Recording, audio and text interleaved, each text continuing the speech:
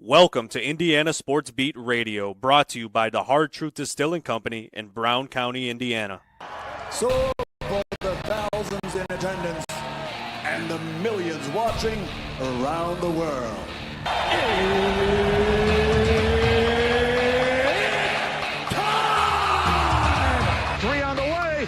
Oh! It went in! It went in! And Indiana wins the ball game! Know your role and shut your mouth, you jabroni! Float game for the win! Tyree talking to the Rolex wearing, diamond ring wearing, gift stealing, wheeling dealing, limousine right, jet flying, son of a gun. Taylor's gone. Jonathan Taylor. Come on, touchdown, Indy. I'm never taking a back seat to anybody and don't plan on starting now. Woo! IU America. They got a football team now. It's pretty simple. I win. Google me. But there's no doubt about it, yeah, you mean Gene Okerlund. You know that I'm the cream of the crop. Now, from the Hard Truth Studios, here's Jim Coyle. Hello, sports fans. Welcome to another edition of Indiana Sports Beat Radio, coming to you on this Monday to open your week. And nobody better to do that with than our good friend Greg Rakestraw, the busiest man in sports broadcasting in Indiana. How are you, sir? How was your weekend? My weekend was busy in one sense, was laid back in the other, and I say that I had 5 games from Friday at 7 o'clock through last night at 7 o'clock. But high school football is always fun. I had 3 events at Marian University on Saturday. Colts game wasn't exactly a lot of fun yesterday, but maybe not as bad as people might perceive it to be. But again, I'm not digging ditches for a living. I get paid to go to ball games for a living. Life's pretty good. Hey, brother, that's my line. Yeah, I hear you. Yeah, it's been a long one, the long season. The football season is going on, and now for Indiana, the state finalists are set for this week's state championship finals football games coming up over the Thanksgiving weekend. And you've got a couple of those games, a couple of the big ones, it sounds like. Correct. So this is the year where classes 2, 4, and 6 play on Friday. Classes 1, 3, and 5 will play on Saturday. Game times are 11, 3, and 7. That was a bit of a COVID change that has stuck to kind of give more time in between games. And we would always have, usually the second and third games, the day would be delayed a little bit. This is a better way to kind of keep them on time. So I will have the 2 evening games. I'll have the 6A game, which is Brownsburg and Westfield. So conference rivals meeting in the state finals. We had that a lot in the 6A days of the MIC. This is the first time it has happened for 2 teams of the Hoosier Crossroads Conference. Brownsburg was the number 1 team in the state until the last week of the season. They were beaten by Hamilton Southeastern. They have been tremendous the last 3 weeks. Come from behind wins against both Ben Davis and Lawrence North. Never had to come from behind, but had to go to basically the final play of the game to hang on to beat Center Grove at Center Grove 31-27 on Friday night. Again, Westfield played them to a very close game. That was the week of the hurricane coming through, where they played on Saturday and not Friday. What I can tell you is this: I expect the lower bowl to be close to full, because I think both of these 2 communities, Westfield has been there on a regular basis in both 5A and 6A as of late. Have not won 6A, finishes runners-up to Center Grove twice. But Brownsburg has not been to a football state championship game in 39 years. They won the 4A title back in 84 and 85. So this will be their opportunity. There'll be a lot of purple downtown Friday night at Lucas Oil Stadium. Then the 5A game is Warsaw, which is a really good story. Warsaw is a school that really has never had much in the way of football tradition. Bart Curtis had a very successful run at Mishawaka, including leading to the Cavemen in the 4A title game about a decade or so ago to play against Cathedral. Now Warsaw has made the state championship game for the first time. They will take on Decatur Central, who has gotten there multiple times the last few years, but has not won it. They were the runners-up last year to Fort Wayne Snyder. So that will be the Saturday night 5A game. And again, Warsaw is that doesn't throw the ball very much. They are a run-heavy offense. It's old-school football. Looking forward to seeing that there's a on great Saturday night. Great mix of teams from across the state, Greg, in different classes, of course, but everybody's represented. Every part of the state seems to be represented. What you're talking, Providence from the deep southern Indiana part, or Heritage Hills, which is, of course, over near Santa Claus, but you've got Fort Wayne Bishop Luers, Decatur Central, New Powell, Brownsburg, Westfield, you talked about. The teams from all over seem to be represented from in this. Yeah, the only area that's missing is the region. Kind of this time around. Their team got knocked out. They were hoping for Andrean, yeah. Correct. Andrean got beat by Adams Central, and Adams Central's a really good story. You know, they were the runners up the last several years in 1A to Lutheran, and I think a lot of folks thought kind of how the brackets played out, those two teams could have rematched in 2A.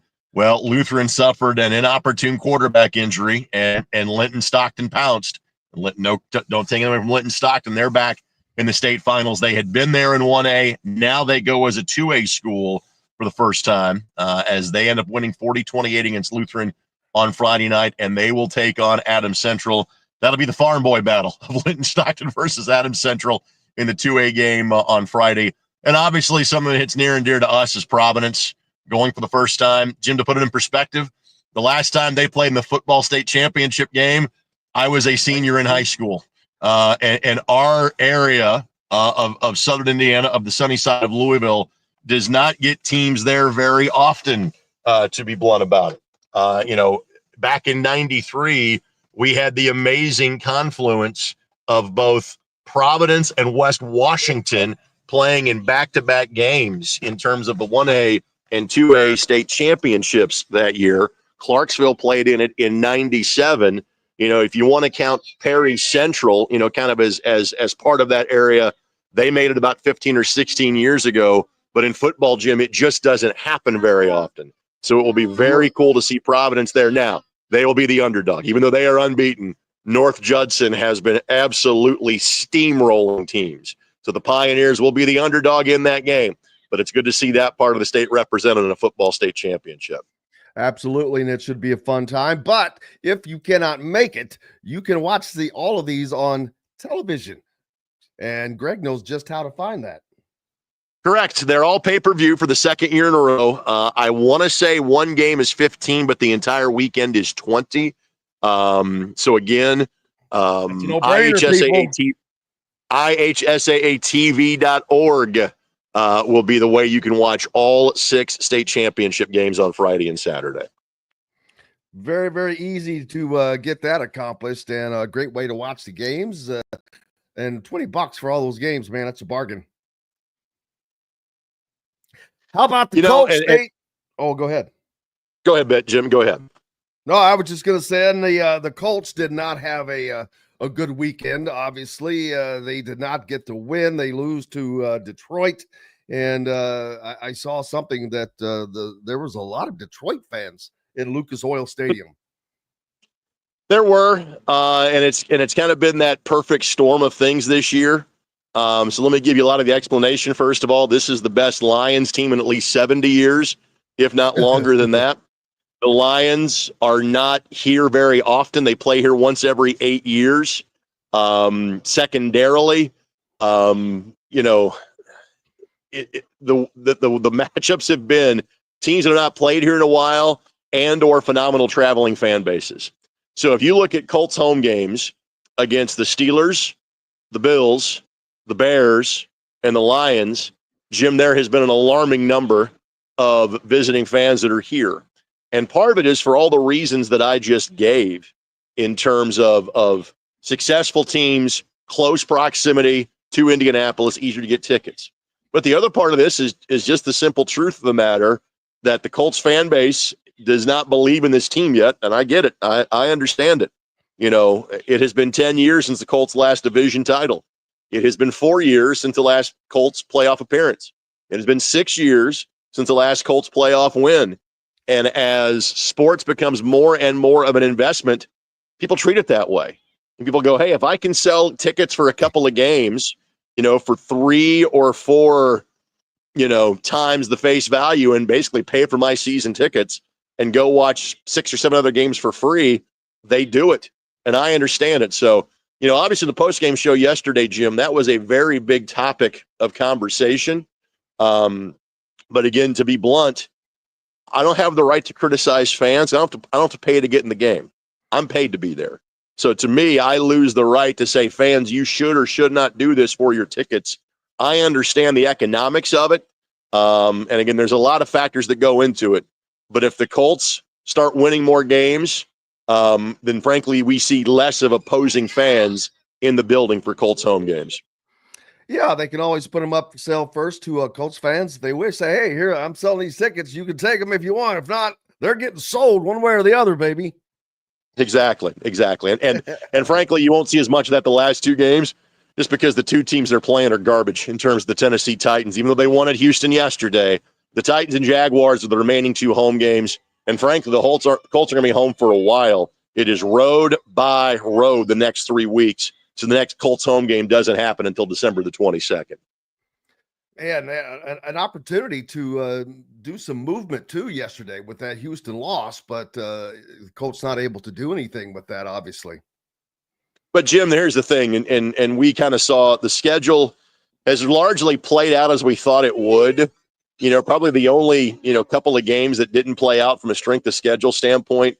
The Packers were a missed opportunity because the Colts got them in week 2 without Jordan Love and couldn't do anything about it. The Colts got the Dolphins without Tua Tagovailoa, and as you can see from their recent run of success, that makes all the difference in the world for them. The Dolphins did pass the Colts in terms of the wild card standings yesterday. They're a half game up. The Dolphins have already had their bye. They're 5-6. The Colts are 5-7. But when the schedule first came out in May, it was, hey, if they can get to December 1st at 500, they're going to be okay. Because again, the Colts play the Patriots, the bye, the Broncos, the Titans, the Giants, the Jaguars. Other than the Broncos, you are playing 4 teams that are playing for next year and are not playing for this one. The opportunity is there. That Broncos game is now a must-win. There's no margin for error. I think probably the Colts have to win out. But again, there's only one team they play within a sniff of 500. So for as up and down and more downs than up as this Colts season has been, there is still an opportunity there. And I tend to look at yesterday as more about, other than penalties, more about the caliber of team the Colts played more than the Colts being lost or a missed opportunity from Indianapolis.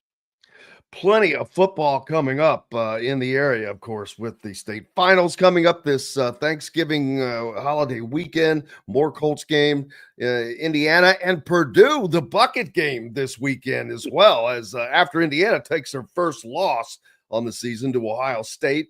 But the Indiana and Purdue meeting for the bucket, the Old Oaken bucket at the end of the season, always a tradition, Thanksgiving tradition. It's a shame you got all that stuff going on at the same time with the high school state finals and the two of the state's premier teams playing each other.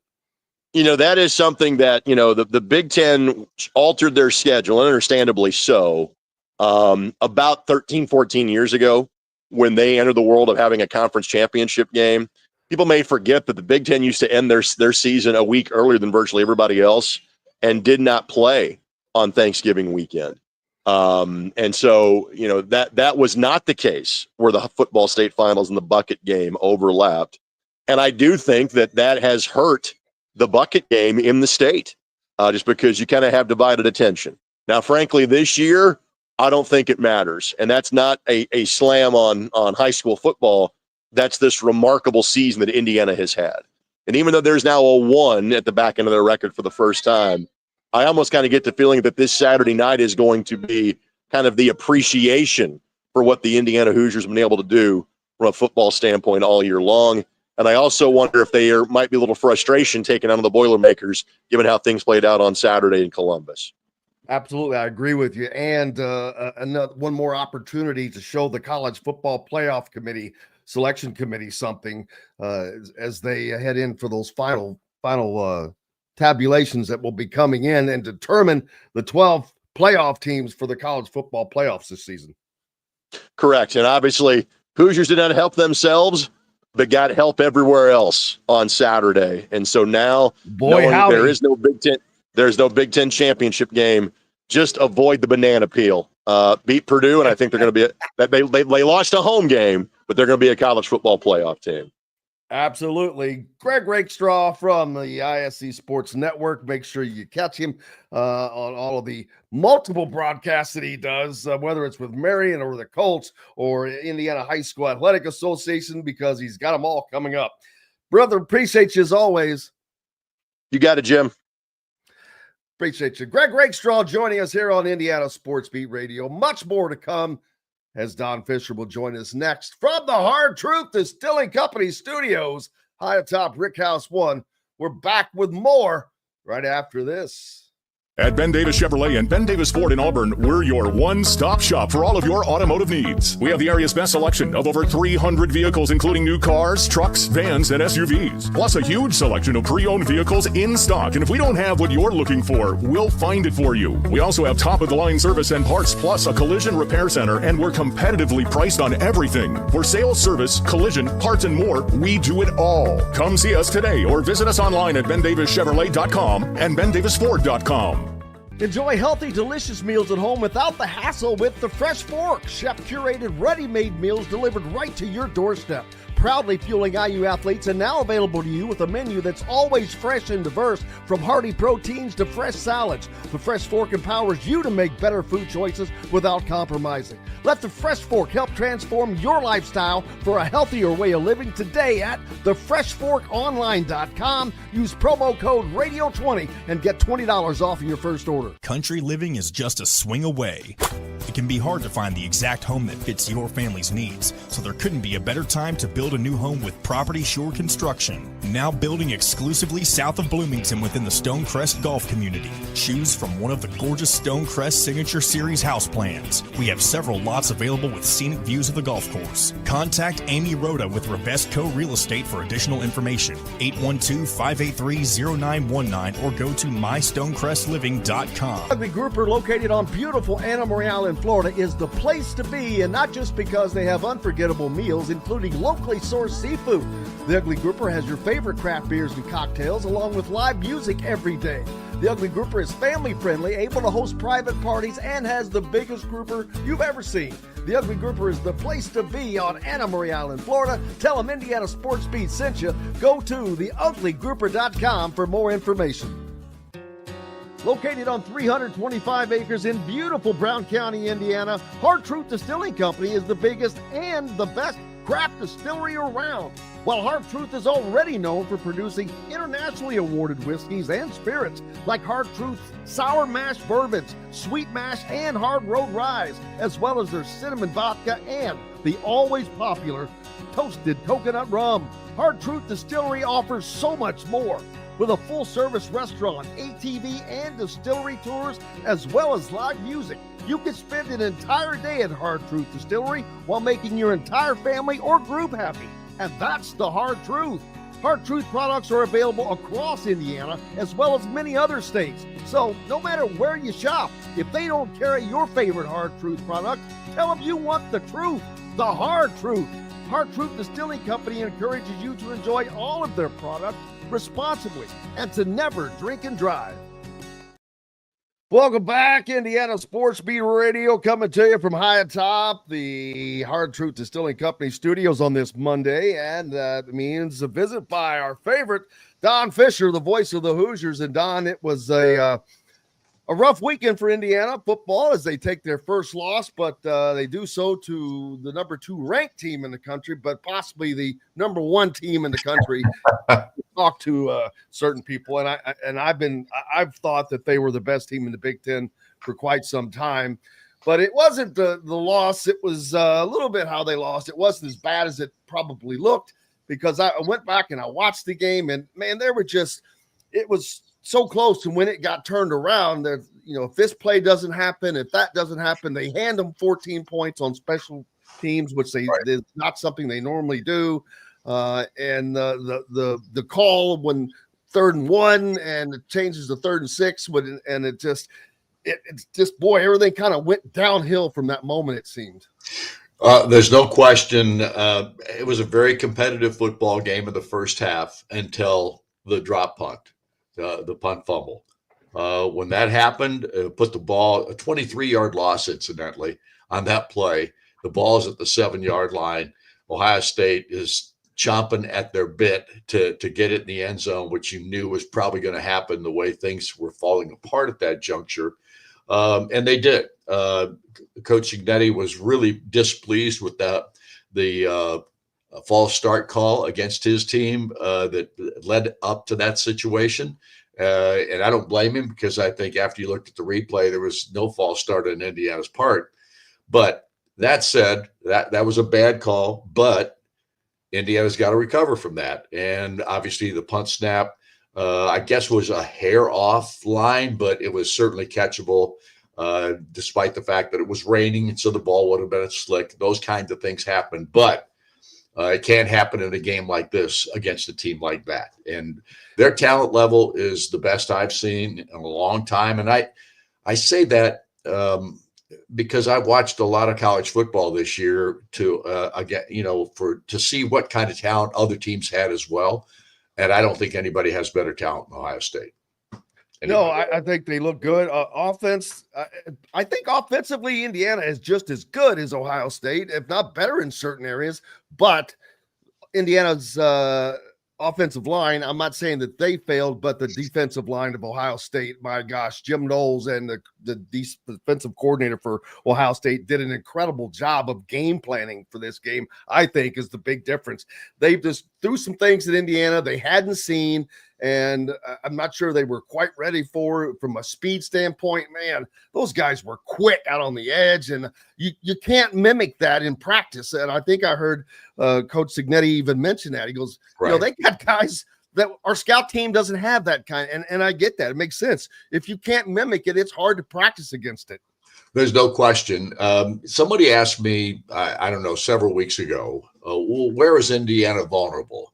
And I said, I don't really think they're vulnerable anywhere except in the total talent perspective of a team. And I said, if you want to make an argument that they're vulnerable someplace, they don't have the total package like Ohio State, Oregon, some of these other programs at this point.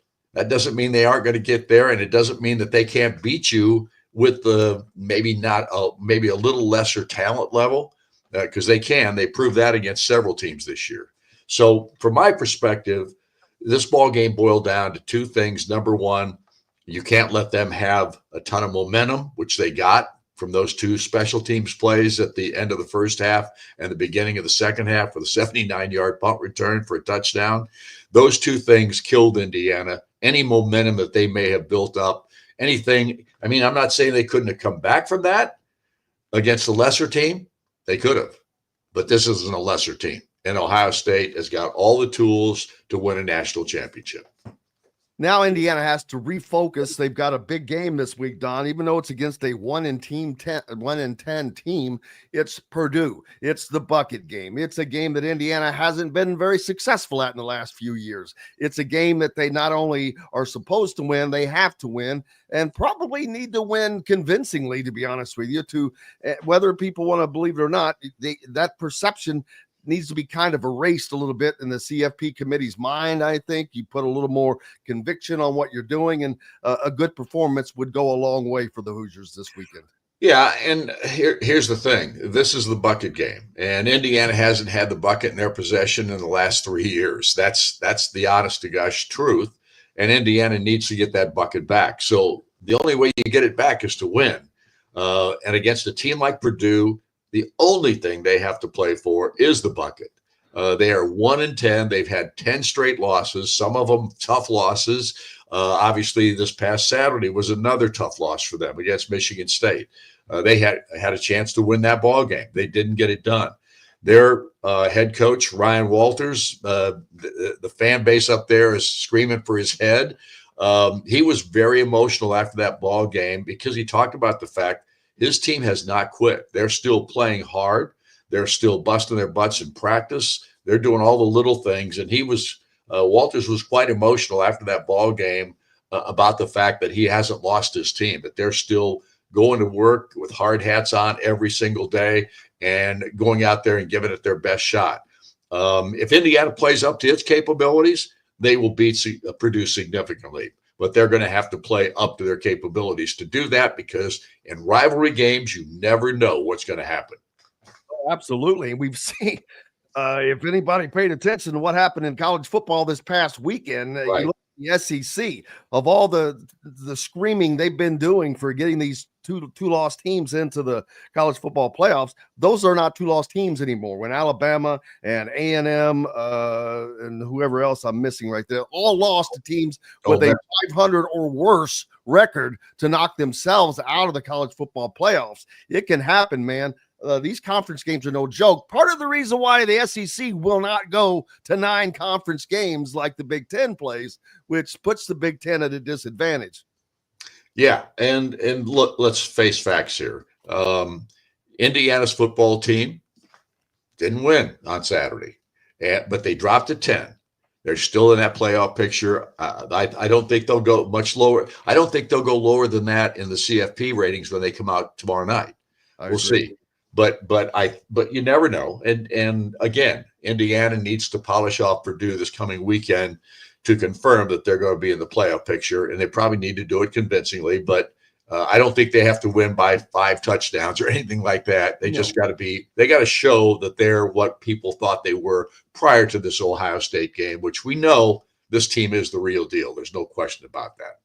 They need to get back to being Indiana, the Indiana that we saw. And the biggest thing is, boy, the last 2 games, the offensive line has been under a lot of scrutiny because they've given up like 9 sacks in the last 2 games. Of course, they're playing against bigger opponents that are used to having better lines, better overall athletes, and Indiana is still catching up in that area. But that's the good thing about this season. It will help them get there. They're looking at winning 11 games, Don. There's another record that's about to be set if they can get that accomplished. That's exactly right. This is a program that has had a phenomenal year at this point. Obviously, disappointment on Saturday, but you're going up against what I think is the best team in the country. And I think they'll probably prove that in the Big Ten championship game if they beat Michigan on Saturday, because I'm telling you what now, you do not want to take Michigan lightly. They're starting to play some football again. Their quarterback obviously played much better this past weekend against Northwestern. And of course, they're putting him in a position that they can, they're going to run the football on you and they're going to pound you. And they could control the football enough to make this a very interesting ball game against Ohio State this weekend. So that rivalry battle there is significant, to say the least. And you never know what's going to happen in college football. No, Michigan, they've secured bowl eligibility at 6-5, but just being bowl eligible for a Michigan team that is the reigning national champion is probably a pretty bitter pill to swallow for a lot of Wolverines fans. But let me tell you what would make all of that go away: a win over Ohio State, because all they care, just like you mentioned Purdue, it's the same thing with Michigan. That is their college football playoff this year. Is if they could beat Ohio State, man, that would throw the Big Ten into a little turmoil. It would probably send Penn State to the Big Ten championship. I don't know all the tiebreakers. Well, I don't either. And I tried to go through that yesterday. I didn't understand it. Did you have your calculus book out? I was trying. Well, trust me, I never took calculus. Me either. That's why I don't know how to do it, Don. I'm a very simple math was what I was best at. Simple math, not algebra, all this other crap.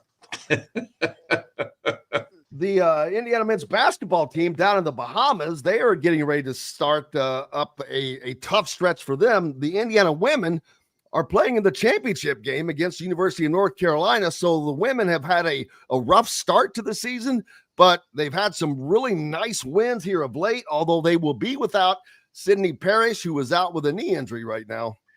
Yeah, I saw that. They obviously beat Columbia and did it soundly, and then a really, really good win against Baylor. That was an upset. What's her name? Chesky. Yeah. She had a tremendous ball game, 34 points in that contest. Terry's got them playing well again. That's the key. They're in the championship game against North Carolina. I don't know how good North Carolina women are. I just know that they're in the title ball game, so they can't be bad. So it'll be interesting to see how that championship game comes out today.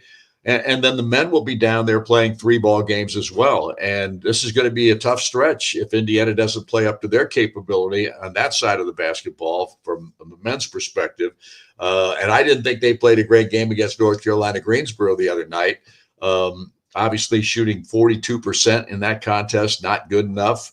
They did enough of what they had to do against North Carolina Greensboro, but that team hung in there with Indiana all night long. I don't think Mike Woodson was pleased with the performance. And I'm not so sure that this team right now is playing their best. I don't think they're playing even close to their best basketball if they go out there and play like they're capable of playing, because they certainly have enough talent.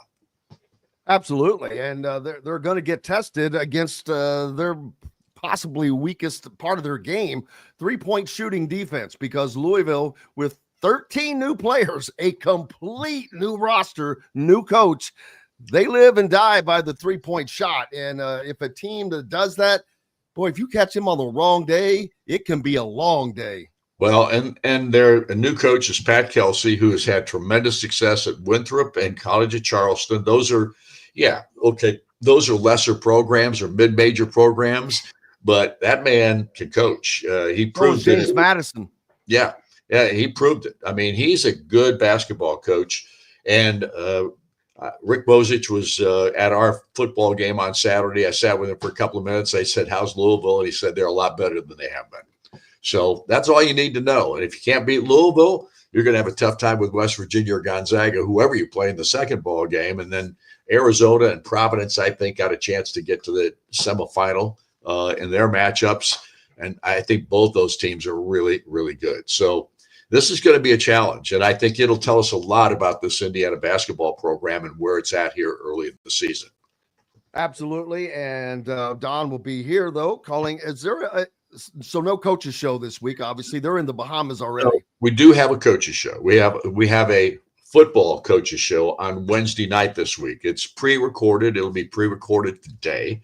Coach Signetti will be on that show. It'll be our last talk show with football this year.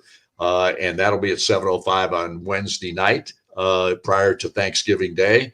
And then, of course, we'll have the football game on Saturday. And, of course, Austin Render, who is down with the women's team. He does the play-by-play for the IU ladies. He is down there calling those games with the women right now. He'll get an off day tomorrow, and then he'll start calling the men's basketball games down there Wednesday, Thursday, and Friday. Great opportunity for him. Yep. He'll have fun. Those are some big shoes to step into, people. Trust me, he's fine. He'll do fine. He'll do fine. What are your expectations for this Saturday for this Indiana football team? I think that Indiana will probably end up running over Purdue. I don't know if it's going to be in a huge way, but I think they will dominate this football game. I think this team knows what's at stake at this point, and Coach Signetti has proven to me that he's got his team ready to play every ball game that they played this year. Obviously, the momentum in the game against Ohio State changed dramatically with a couple of huge mistakes and the inability to keep the quarterback clean. And obviously that'll be a factor in this matchup with Purdue. So we'll see how it all plays out.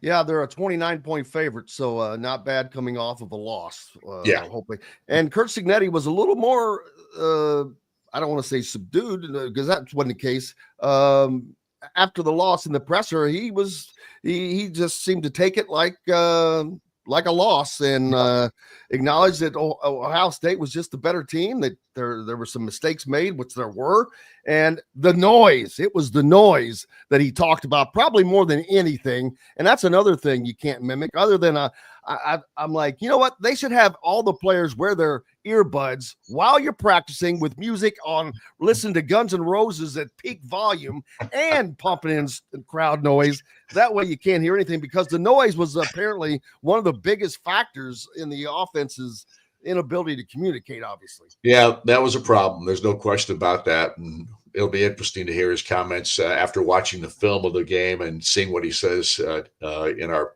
pre-recorded show on Wednesday night of this week. I think he'll have some nice comments to make in regard to his football team and what they've been able to produce up to this point. But obviously, there's a ton of work left to go. Absolutely. The voice of the Hoosiers, Don Fischer, joining us here on Indiana Sports Beat Radio. Appreciate you, my friend. Have a good one, and we will see you soon. All right. Thanks. Appreciate it, Jim. See you. You bet. Don Fischer joining us here on Indiana Sports Beat Radio as he does each and every Monday. That's a tough loss for Indiana to take over the weekend, but they got some help. Boy, did they get some help by those SEC teams losing. A&M losing to Auburn in 4 overtimes. Well, it's a close loss. Auburn was a sub-500 team at the time. Alabama loses at Oklahoma, who just has not had a good year. They have not, I think they were like 2-5 going into that game.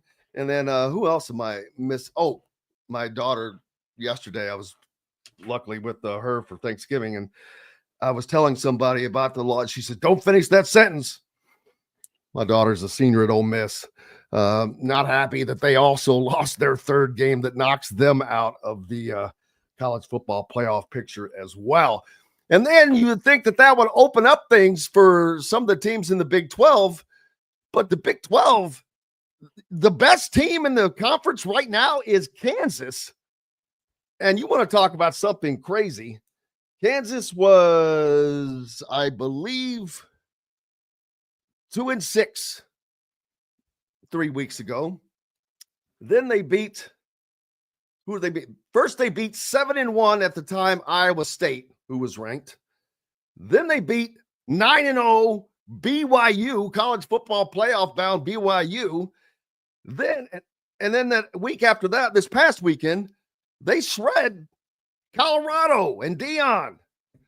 3 weeks in a row, this 2-6 Kansas team, they were 2-6. They obviously changed as they went, but it's the first time in FBS history that a team with a losing record beat 3 consecutive top 25 teams.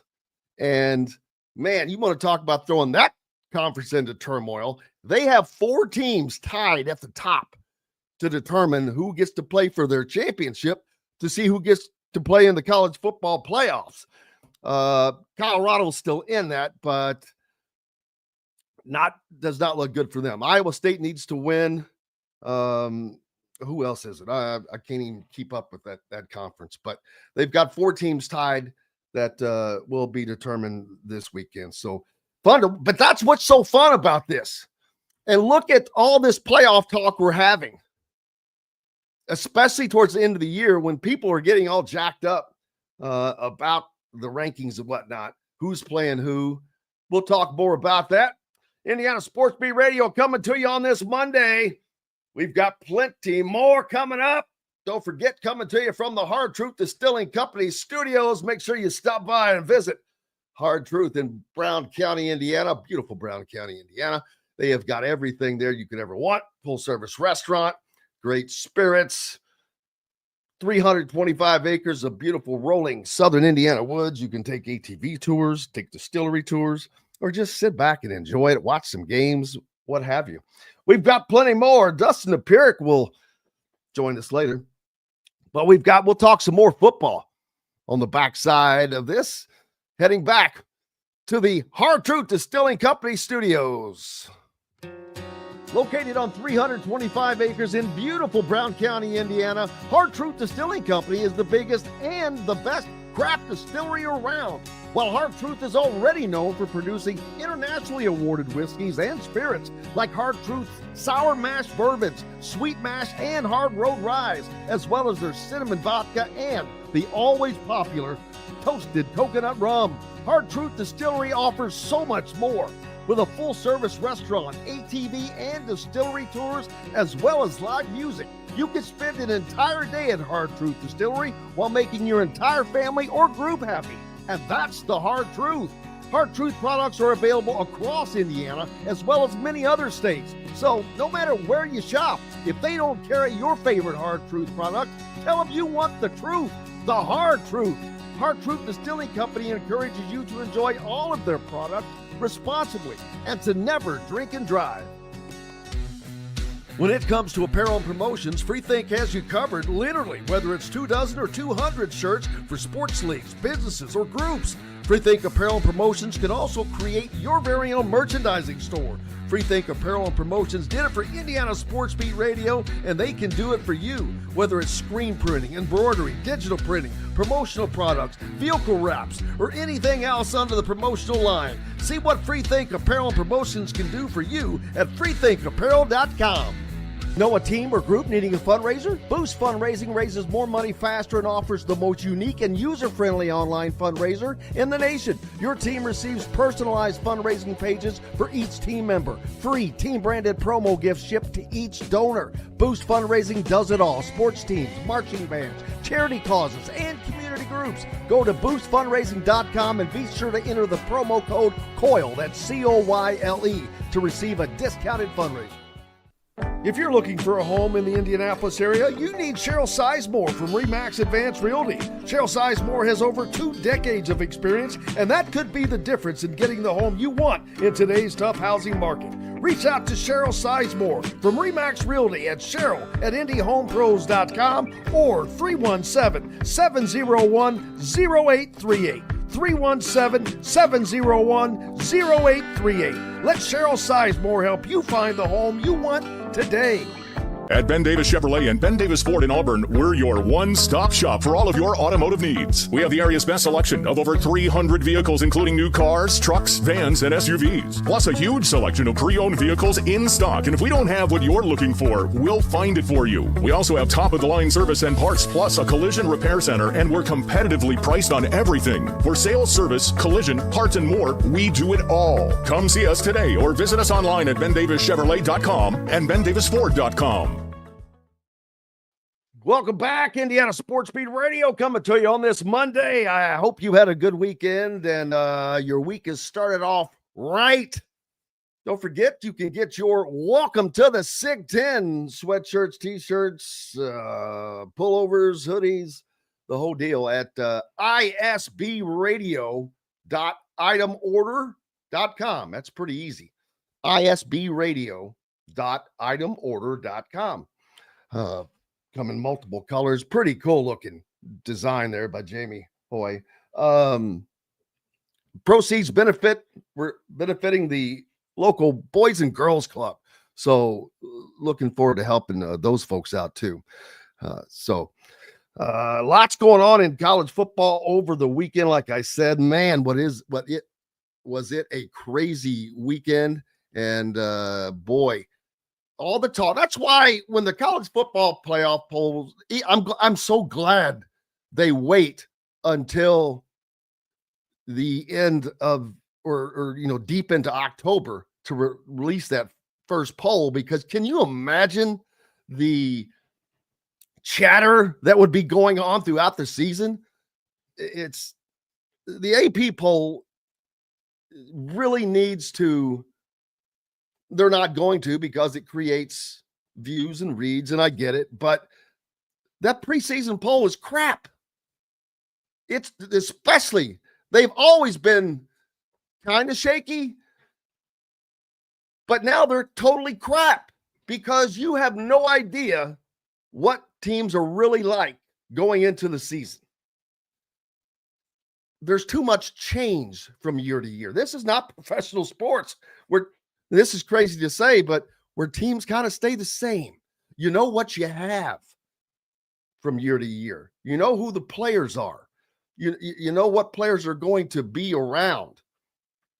And that's just not the case now for college athletics, football, basketball, either way.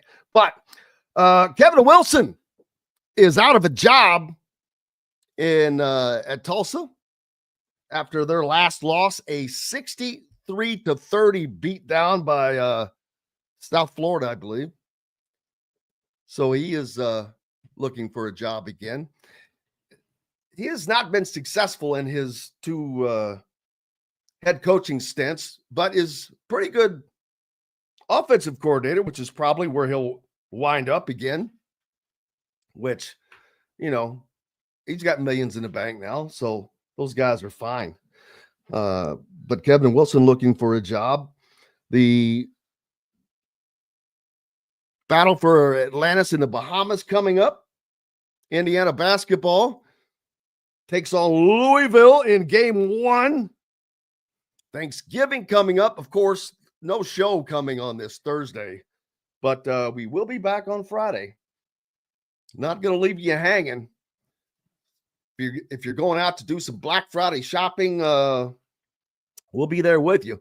As a matter of fact, no matter where you are, if you're down in Evansville, I was coming back from seeing met my daughter down there last night or yesterday for Thanksgiving, and was listening to the 97.7 ESPN, the ref, always the right call to a football game last night. So glad to be able to tap into there, and grateful for all the fine folks listening down in the Evansville, Southwest Indiana area on 97.7. Also up in the region on 12:30 a.m., 104.7 FM, WJOB, the voice of the region. And of course, on the Fan, 1380 Fort Wayne's sports station. Keep it locked in right here, because you're not going to get any better content anyplace else all day long. This is where you need to stay. Also, if you're not fortunate to be one of those areas where we're on radio, you can find us on YouTube, simply at Indiana Sports Beat Radio. As a matter of fact, you can catch all of our content there, all the post-game interviews, everything that goes up there that we put up immediately. So go there and hit the subscribe, and the drill. Subscribe, notifications toggle, the like button, all that jazz. A big sports weekend that we'll talk to about the Pacers. They get a win. The Colts do not. The Hoosiers do not. Did the Boilermakers play? I didn't get to see much because traveling to a road game. And I heard there was quite a few Indiana fans that made the trip. And earlier I saw somebody talking about, and then someone else rightfully pointed out, hey man, when you got chatter talk, it goes both ways. And David wants me to talk about IU strength of schedule being a lot better today. Yeah, it does, but it comes with a loss with it. But I'll get to that. What was I talking about? Daggone it. But yeah, a great experience at the Ohio Stadium. 105,000 plus at that game. Great environment. I was not in the stands, obviously, so but I heard that it was a little chippy, but it's going to be. Indiana and Kirk Cignetti were the darlings of college football. They were getting a lot of attention, and that's Ohio State wants that attention. They're like, hey, we're better. And you know what? They went out and they proved it that they were. And so when you talk smack and you get smacked, you gotta accept the fact that it's coming back to you. And I have no problem with that. I have no problem with the last touchdown that Ohio State scored. I don't. I mean, what do you want them to do? Seriously. If that's Indiana and Purdue, what do you think Indiana's going to do? It goes both ways. And you've got to be able to accept that if you're going to play with the big boys. And I mean, from a fan standpoint. And everyone looks at the fans of teams like Ohio State or Michigan or Alabama or any Georgia, all of these big time programs, Ole Miss, as being arrogant or whatever. I don't know that it's arrogance as much as they're used to winning. They're used to a winning environment. So they expect that. They have those expectations. And when an upstart like Indiana comes in, it's okay, but you have to back it up against the big boys, or they're just going to say, yeah, not yet. But and that's their right to do. But Indiana will be fine. Indiana's recruiting is going to continue to get better. Indiana's recruiting is going to benefit from an 11-1 season if they beat Purdue, of course. They're going to be 11-1 in the college football playoffs. If you think that the recruiting is not going to benefit from that, you would be sadly mistaken, in my opinion. And Indiana's strength of schedule, yeah, it is a lot better now. I saw someone put the number up 55th or something like that. That's a huge, that cuts it in half. Now, playing Purdue is certainly not going to raise that up any. It may even ding it some. Purdue is horrible at 1-10. You cannot get caught up in anything other than focusing on that game and winning that game the way you're supposed to. Because you have to be smart enough to look around at college football and see what happened to those SEC teams. You can't take any one for granted. Vanderbilt. You think Alabama expected to lose to Vanderbilt? Hell no. No one expected that. Florida. Billy Napier's job was it was just weeks ago. He had to get a affirmation from the athletics director that he would be back because they were calling for his head. And look what the turnaround. It just, sometimes you have to, the things have to go right. And they hadn't been going right. Look at Kansas. Kansas started the season 2-6, people. 2-6. Then they go out and 3 weeks in a row beat solid ranked teams. Iowa State is good. BYU is good. Colorado is pretty good. They beat them all. They beat Colorado soundly. With Colorado having something on the line, Kansas was playing for nothing but pride. So you gotta be on it. And as Don said, I think that they may take out some frustration, but more importantly, they need to take out a mindset of just getting better at being the best that they can be in execution and all of that, because they're going to have another opportunity to show that they deserved to be in the college football playoffs, because I expect them to drop. They dropped to 10th in the AP poll. It's about exactly where I expect them to drop in the college football playoff poll, because you can't drop any further than that and stay in, I believe, because every week they're ranked 2 spots higher than their seeding because of the college conference champions from like the Big 12, and then the outside group, the highest ranked unaffiliated or whatever group of 30, whatever you want to call it now. But yeah, got to stay on top of it, man. And that's where they just need to get back to being Indiana. They've just been discombobulated the last couple of weeks, but that's a credit to the teams that they've played.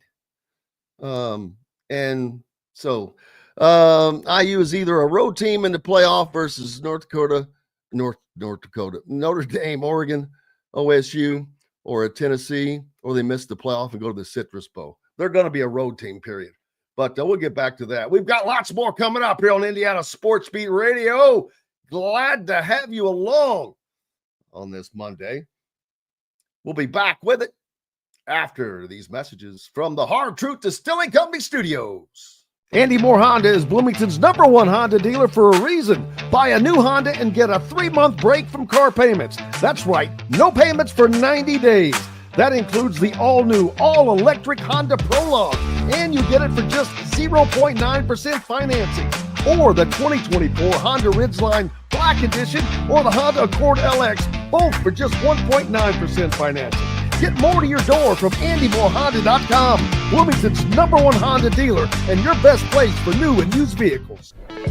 Hoosier Hanks East, located on College Ball Road in front of Kroger in Bloomington, is everything you could want. Great food like their custom pizzas, wings, wraps, unbeatable daily drink specials, live music on Fridays, and Hoosier Hanks East is home to Inside Indiana Football and Inside Indiana Basketball coaches shows hosted by Don Fischer. Be on the lookout for Hoosier Hanks ticket giveaways to Indiana and Colts games on social media. Stop by and meet Hoosier Hank at Hoosier Hanks East on College Ball Road in Bloomington. Hungry for something a little different? Well, head to the Rusty Gator Fork and Ale in Bedford, where oceanic flavors meet southern charm with a Cajun flair, like their loaded voodoo fries, gator bites, or jambalaya, and so much more. The Rusty Gator also has live music each Friday and Saturday night with some of the best local and regional artists around. Visit the Rusty Gator Fork and Ale in Bedford and get your Cajun on. If you're looking for a home in the Indianapolis area, you need Cheryl Sizemore from RE/MAX Advanced Realty. Cheryl Sizemore has over 2 decades of experience, and that could be the difference in getting the home you want in today's tough housing market. Reach out to Cheryl Sizemore from RE/MAX Realty at Cheryl@IndyHomePros.com or 317-701-0838. 317-701-0838. Let Cheryl Sizemore help you find the home you want today. Located on 325 acres in beautiful Brown County, Indiana, Hard Truth Distilling Company is the biggest and the best craft distillery around. While Hard Truth is already known for producing internationally awarded whiskeys and spirits like Hard Truth's sour mash bourbons, sweet mash, and hard road ryes, as well as their cinnamon vodka and the always popular toasted coconut rum. Hard Truth Distillery offers so much more. With a full-service restaurant, ATV, and distillery tours, as well as live music, you can spend an entire day at Hard Truth Distillery while making your entire family or group happy. And that's the Hard Truth. Hard Truth products are available across Indiana as well as many other states. So no matter where you shop, if they don't carry your favorite Hard Truth product, tell them you want the truth, the Hard Truth. Hard Truth Distilling Company encourages you to enjoy all of their products responsibly and to never drink and drive.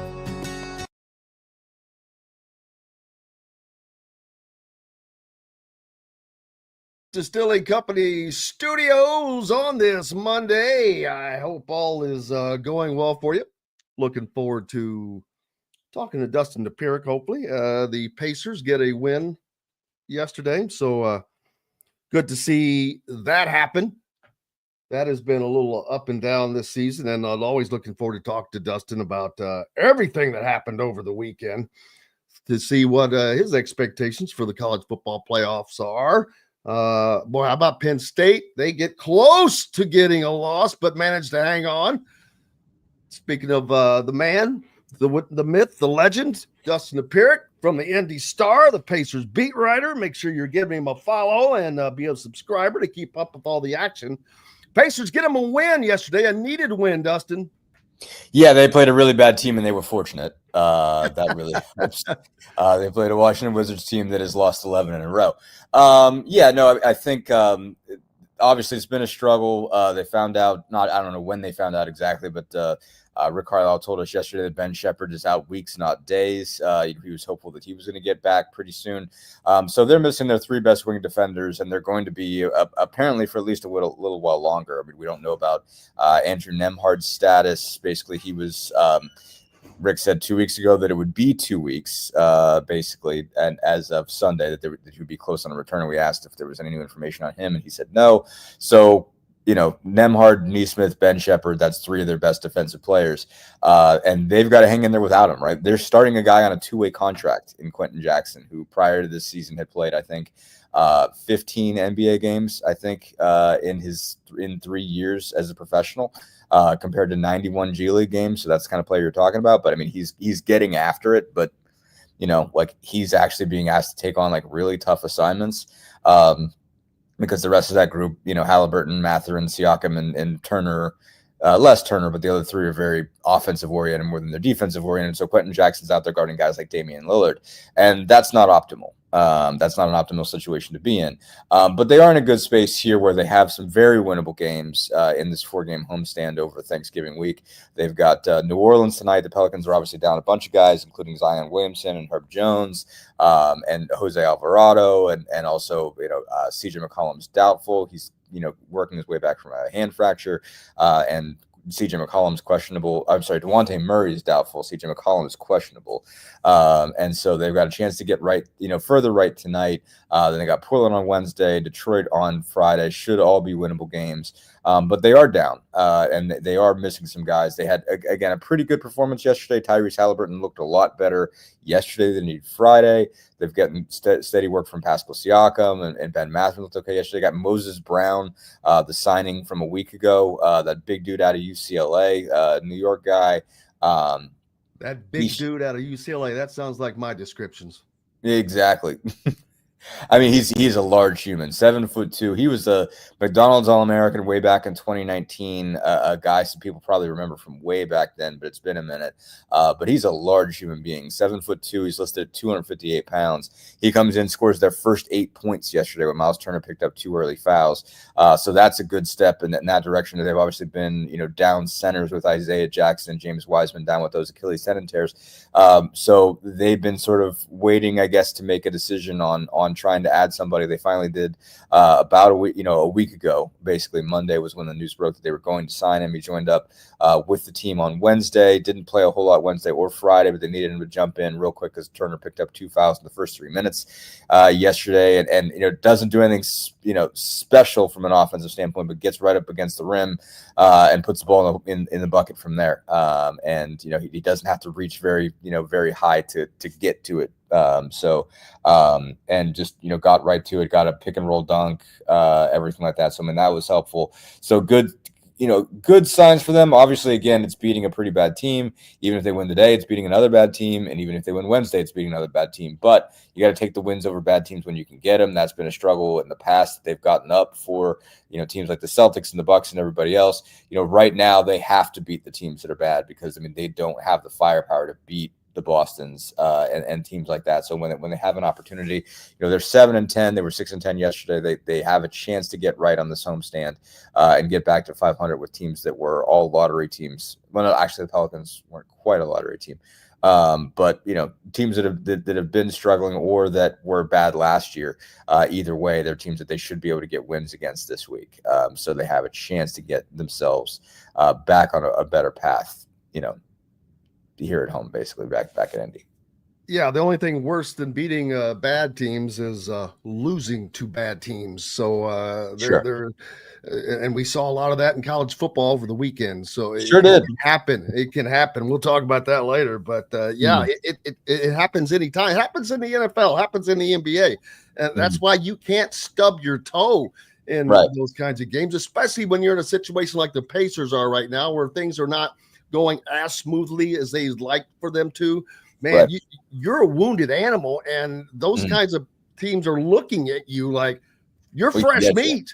Yeah, we can get you. No, I mean, like obviously, and obviously it's the case. You're still talking about pros at the end of the day. Like, I mean, you're still talking about a collection of guys that you run out there that when they were in college ball, everybody wanted. And it maybe it didn't quite work out, or they're young.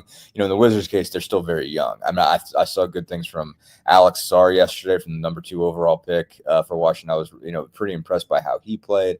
They got Corey Kispert, who I think obviously still a really good shooter. Bilal Coulibaly, who was Victor Wembanyama's teammate in France. I was pretty impressed with. I thought he did a pretty good job in the Olympics as well.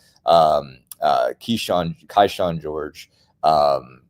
Malcolm Brogdon. I mean, they have some decent dudes. They're just not a very good team collectively. So they can burn you if you don't have it all together. And there were definitely moments where the Pacers were a little bit lax on defense, and they got burned by them.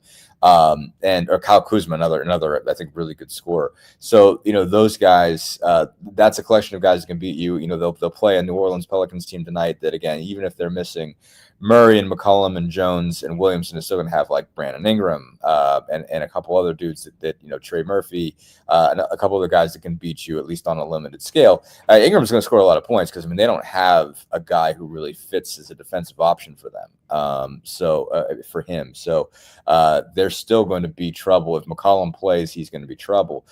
So it's not a game that they can waltz certainly to a win tonight. But if they're playing like they did last night, I mean, you saw some signs of life from Tyrese Halliburton yesterday. He had 4 threes in a row in the third quarter. I mean, in the third quarter, at least, Ty looked like, old Ty, like what you saw from him last year. And so I think, you saw, I wrote a story about Pascal Siakam kind of stopping at the end of that game and telling him, hey, just don't put too much pressure on your shots. I mean, just play, let's just be free. And I think that you saw him look like himself yesterday after a really rough outing, a pretty rough outing on Friday. The numbers didn't look too bad, but he had a rough first half, and he was, put a lot of pressure on himself because it was a rough night in Milwaukee. It was close to home for him, a bunch of family members, friends there and everything like that. And he felt like he kind of disappointed the group, I think. But you saw him just kind of get back to life on Sunday. And if you get, even if you don't get the best version of Halliburton, if you get a, 75% of what he's capable of, you'll still take that. And if you still keep getting what you get from Siakam, and you get some good production from Turner and Mathurin, you have a chance to be in the game. If you get some decent stuff off the bench, and you get what you got from Moses Brown, you have a chance to win that game. So they have a chance to get right. I mean, again, obviously got to keep aware of the fact that they're going to be facing some all-star caliber players in the teams that they're facing. Keep that in mind, that they're not going to, they're not going to be able to waltz to these wins. Detroit's certainly better. Portland's caused them problems in the past. And again, New Orleans, for as injury riddled as they are, still has a couple dudes left. They still have to go into those games and realize that all of them are going to be a battle. But they have to take advantage of the opportunity while it's there. Yeah, absolutely, because it's still early in the season, but that early in the season will quickly give way to into the season and starting to, not so much separation yet, but going in the direction of maintaining at least staying where you need to stay or getting better. You don't want to start falling behind and making it much harder to catch up. Yeah, no, I mean, you're seeing some separation already. I mean, most of the East is pretty packed, pretty closely. I mean, right now the Pacers are in eighth. But they're only 2.5 back or 3.5 back of third. But they are 9.5 back of first. The Cavs look sensational. They're 17-1. Celtics just got them, last week. So you could tell that that's clearly the cream of the crop. Cleveland and Boston are going to separate themselves, is what it looks like. Boston's 14-3. Orlando looks great. They won 8 of their last 10. Basically, Franz Wagner's played, sensational basketball. After that is where it kind of muddles up. The Knicks are 4th at 9-7 right now. The Heat, are 7-7. The Pacers have beaten each of those teams. But you can get back in there with those guys, and if you're the 4th or 5th seed, you can live with that from the Pacers standpoint. Obviously, they were 6th last year and got pretty far, but you just don't want to lose contact. You just don't want to find yourself in a position where you're trying to dig out of like a 5 or 6 game deficit from 4th. It can happen very, very quickly. Again, the West is more separated so far than the East is. And you're fortunate that a lot of teams have had some struggles, even as well as Orlando is playing now. They obviously went through a stretch where they were hurting when Paolo Banchero got hurt. They had to get used to that and playing without him and get Wagner to step up and do a lot of other things right to get where they were.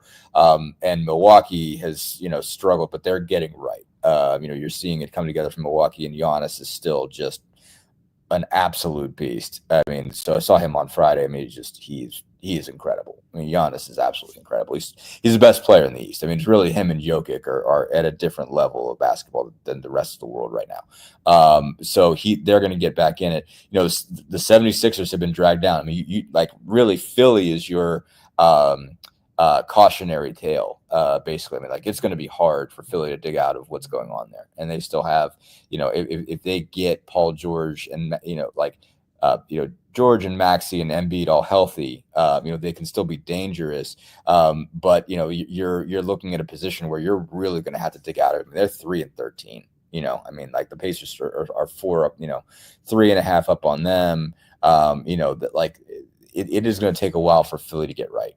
And you don't know if you're going to see it this year. And so it's basically you don't want to be in a similar situation to what Philly's in, where you're really racking up losses and putting yourself behind the eight ball and keep telling yourself, well, when we get healthy, we'll be all right. Like, it's going to be a while before the Pacers are healthy. It's going to be at least maybe they get Nembhard back in a week or so, but I don't know how soon that's going to be, because Rick Carlisle was just like Tony East asked him, "You have an update on Nembhard?" and he just said no. So I don't know what that means.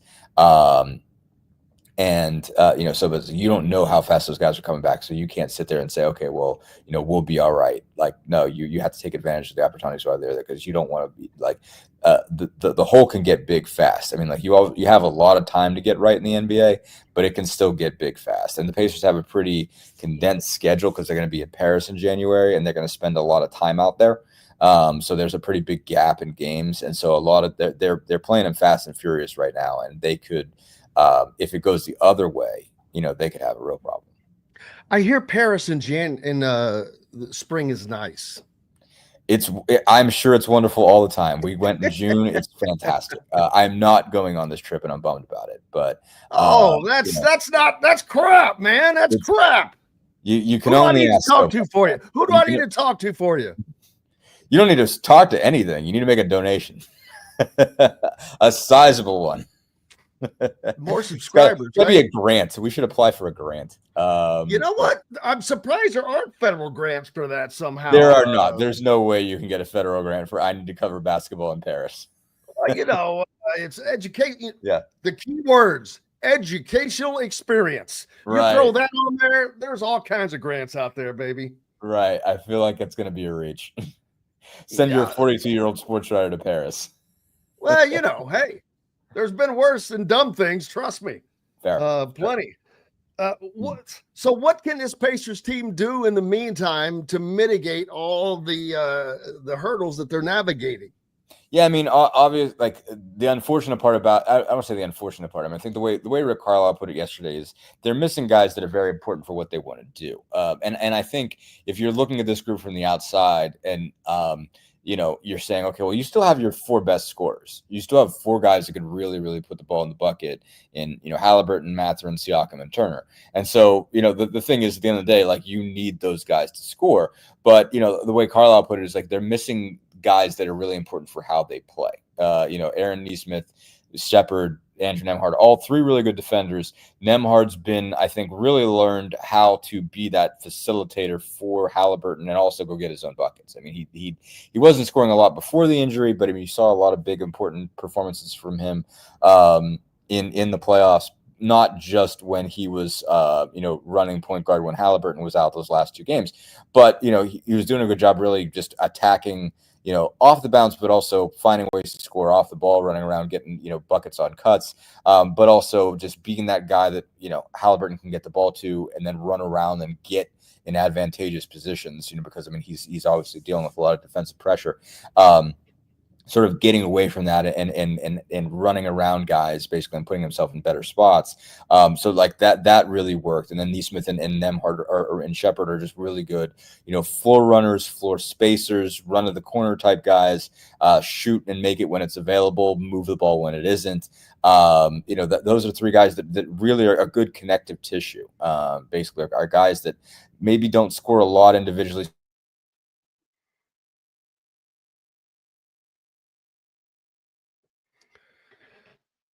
We're going to our silent count right now and waiting for Dustin to get back with us as a little interruption, but he'll be right back. And probably a good time to take a break anyway. We've got lots more coming up. We're going to hear from Coach Curt Cignetti. We'll talk about the weekend's happenings, which was a lot of stuff to get to.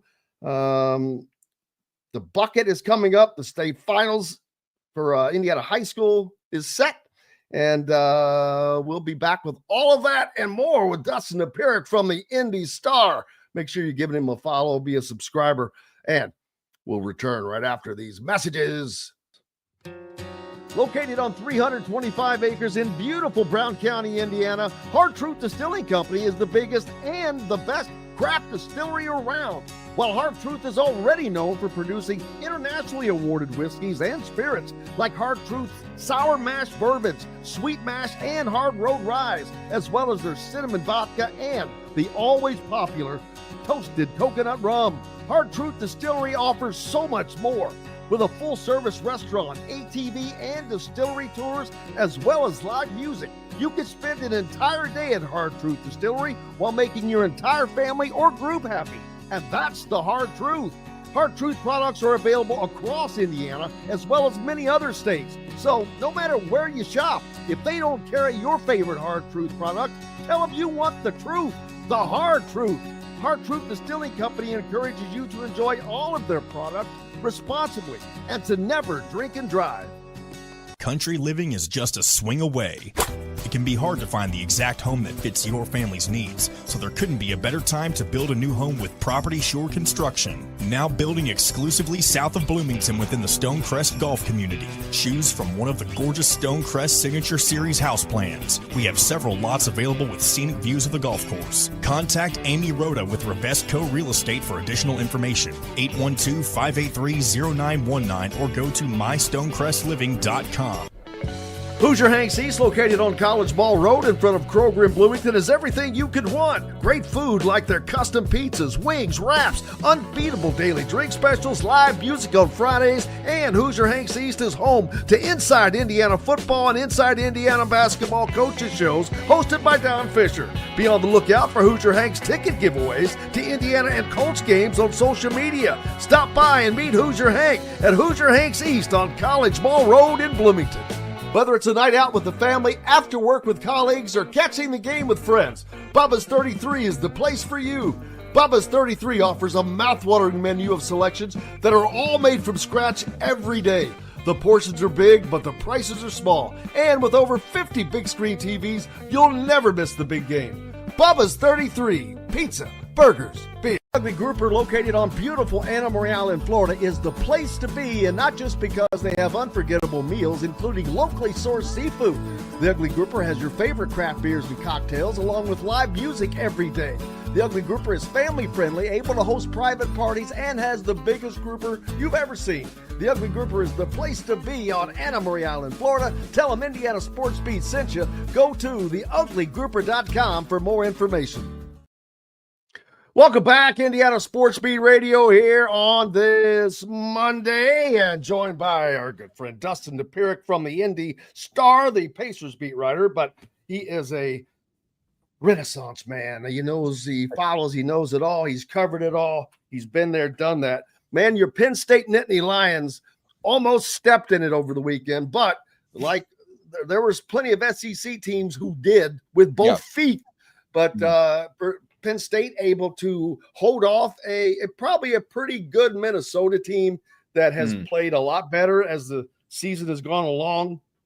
But they, like I said, they managed to keep their head above water. And all the crap talk about from the SEC, I'm like, you know what? I don't care if you think you're that better. You can't lose 3 times. Right. You cannot lose to Vanderbilt and then to an Oklahoma team who stinks by any margin of measure. And it's like, stop. Yeah. I shouldn't say stinks, but, you know, they're at the bottom. And it's not because they're that great. That was a shocker.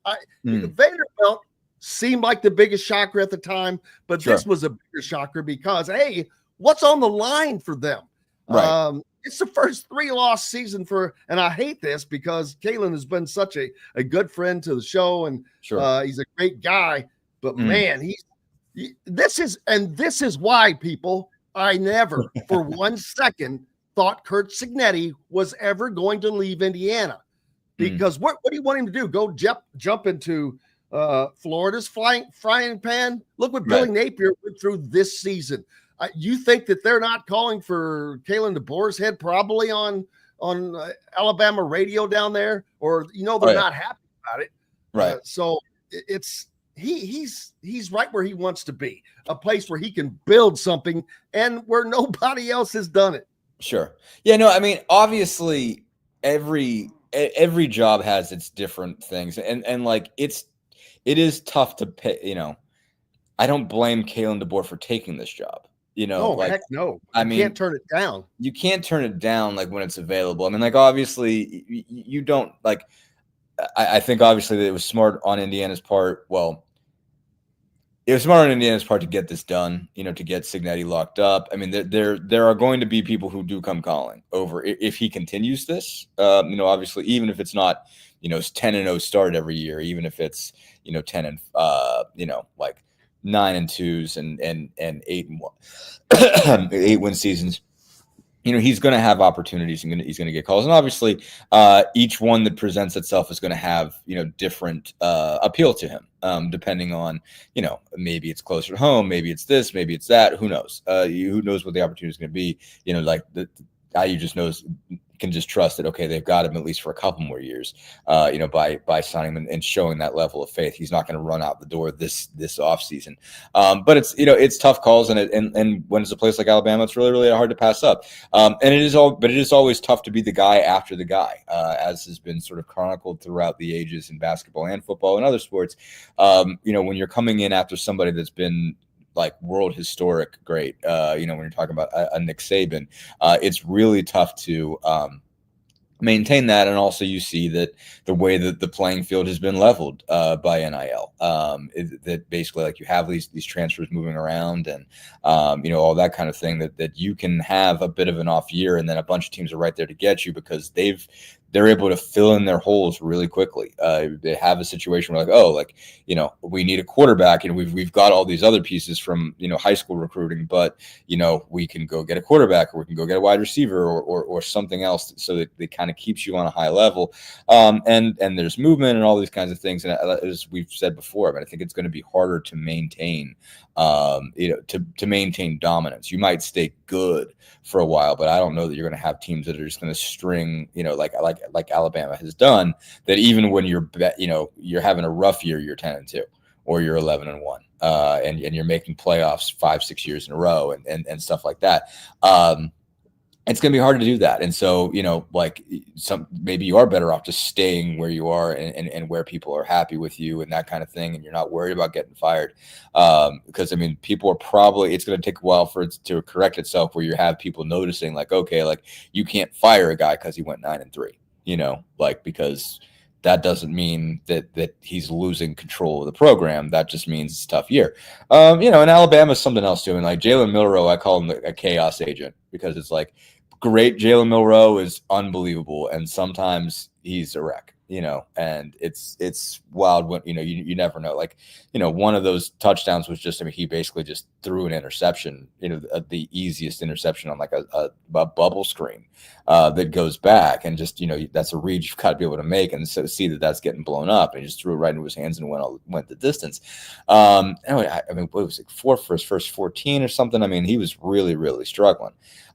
So, they're still a good team, but to your point, you got to win the games, I do I believe that if you still threw Alabama in the playoff, they might win a game or they might make some noise? Sure. But it's like, you can't, I'm not saying there probably will be a 3-loss SEC team that gets in. If Georgia gets beat by Texas in the SEC championship game, I think Georgia still gets in, but you can't justify everybody getting in. You can't say, okay, well, if Georgia gets in, then Alabama has to get in because Alabama beat Georgia and Ole Miss beat Georgia. So you have to have them if you're going to have Georgia, and you have to get 5 SEC teams just because that's the rules as we made them up right now. You have to win the games. You have to win something. It's again, they're going to get 2-loss teams in. They might get a 3-loss team in, but you can't do this thing where it's just, because we determine that the SEC is better than everybody else, and therefore our birthright is 5 playoff teams. That's a little much. Yeah, exactly. And it shows why, and I know why fans don't. Hell, we all kind of get sucked into it a bit. Sure. I hate the AP poll now because it comes out the preseason poll. You don't know jack squat about these teams anymore. It's right. Like, stop. Last year's team is not this year's team. So I think they should do away with preseason polls because they are inaccurate. They're misleading. Take Indiana, for example. Indiana had to climb. Now it shows that it's possible, but the thing is, it's about timing. If you get a loss at the wrong time, boy, it takes away that momentum you would have built. Let's say you could have piled up 8 like Indiana did, and then get that loss. Well, you've already climbed up really high, so the fall's not going to be as great. But if you're kind of halfway through that, and then you get knocked back down to the bottom again, you're not going to have the time or the opportunities that you might need to climb where you would have been had everything else played out the same, just different timing. I mean, my disagreement with that, like that, I definitely agree that was the case when the AP poll mattered. You know, like, and again, this is as I've described, like having been a voter and knowing what the job actually, because it's not a. That sounds like the start of a book, by the way. When the AP mattered, when the AP poll mattered.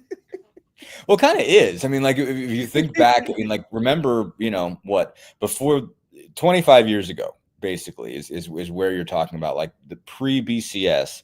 You know, the AP poll did matter, and it kind of mattered for the AP for the BCS too. I mean, I think the AP had to leave it. The AP decided that they didn't want to be a part of that they didn't want to be like kind of an official poll that mattered.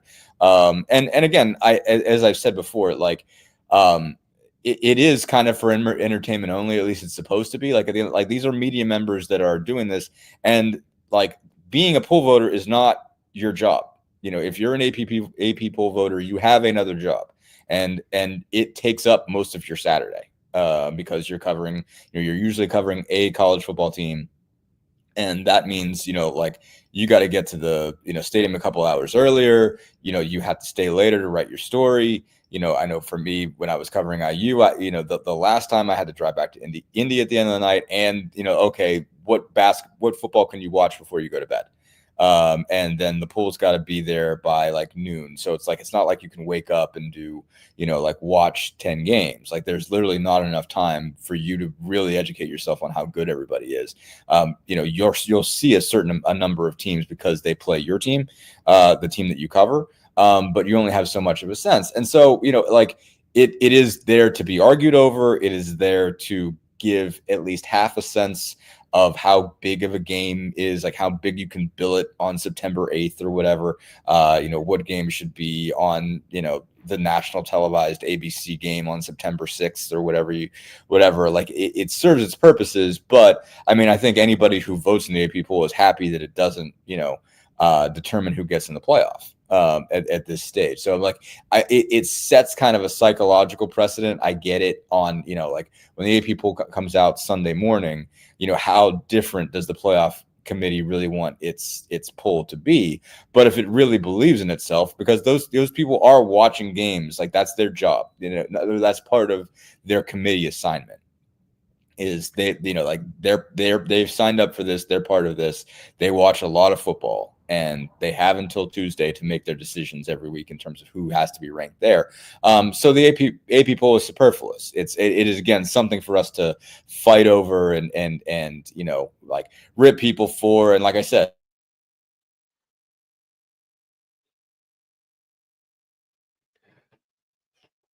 yeah, Brian says you can't ding Indiana for losing at Ohio State if you aren't dinging Notre Dame for losing at home to Northern Illinois.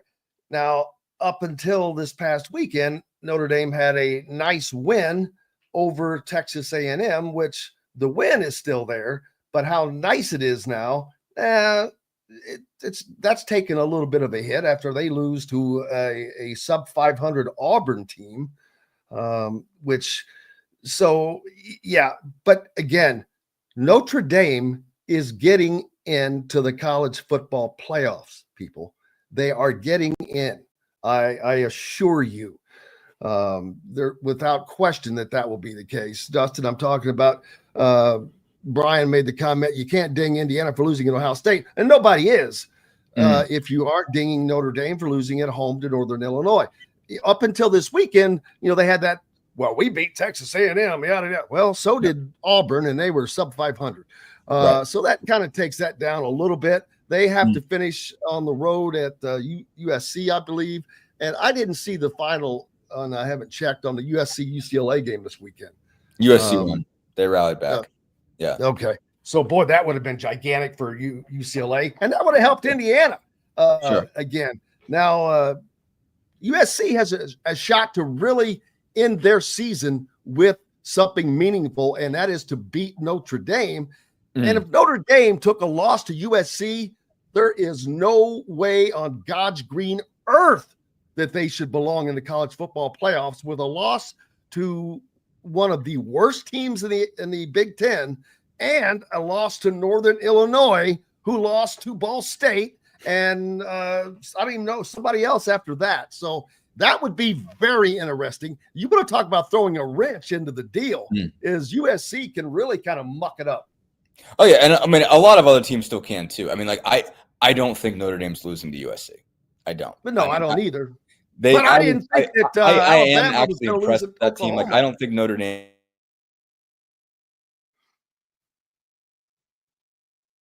Chip Kelly did call a great game. And yes, the IU women do play at noon today on Eastern time. Dustin having an issue today, but we'll get that straightened out. But yeah, it's been a great end of the college football season.